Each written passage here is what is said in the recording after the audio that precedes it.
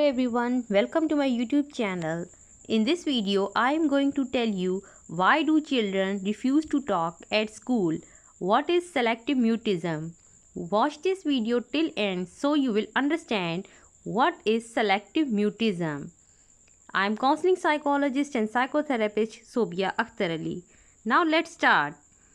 To understand what is selective mutism, when children are unable to speak around certain people or in certain settings, they may have an anxiety disorder called selective mutism. It is common for kids with selective mutism to be very chatty at home with family but silent at school.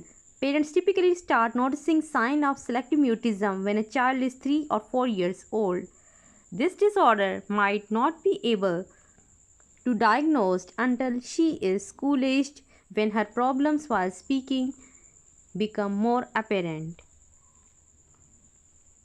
Selective mutism. A child with selective mutism might go a whole long year or more in a classroom without speaking once to her teachers, counselors or peers.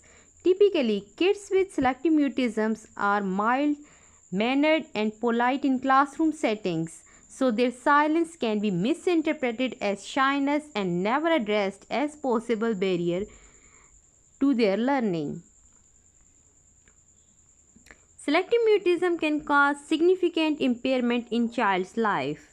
It can interfere with kids' performance at school, both academically and socially. It can prevent kids from asking for help if they need it, like telling the teacher they need to use the bathroom, and it can prevent kids from engaging in many fun activities that require verbal communication, including play dates.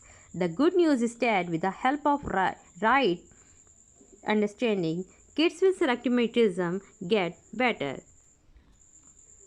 What are signs of selective mutism? Talking freely at home but becoming completely or mostly non-verbal at school or around strangers. Number 2. Inability to speak even a familiar adult such as parents in the presence of others.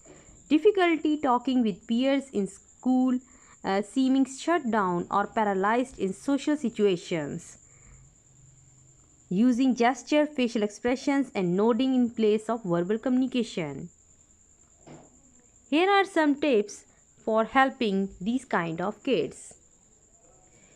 Number 1. Wait 5 minutes. We often don't give kids enough time to respond.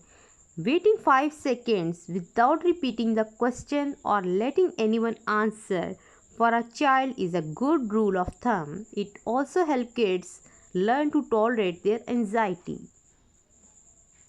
Number 2. Instead of just saying great job, be specific. Great job telling us you want juice.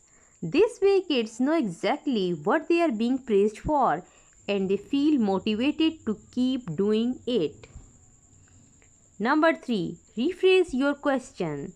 Instead of asking questions that can be answered with a yes or no, or more often nodding or shaking her head, ask a question that is more likely to prompt a verbal response.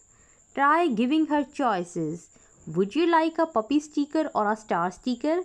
Or asking more open-ended questions. What should we play next?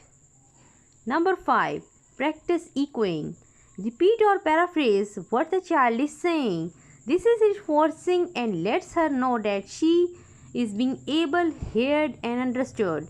For kids who speak very quietly, repeating what they say also helps them practice in bigger groups. Number 6. Be a sportscaster. Do a play-by-play recap of what child is doing. You are drawing a flower, or I see you are pointing to the picture in the book.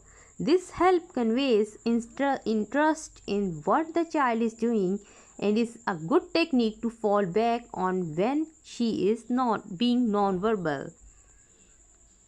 Thank you for watching this video. If you find this content helpful, please subscribe my YouTube channel.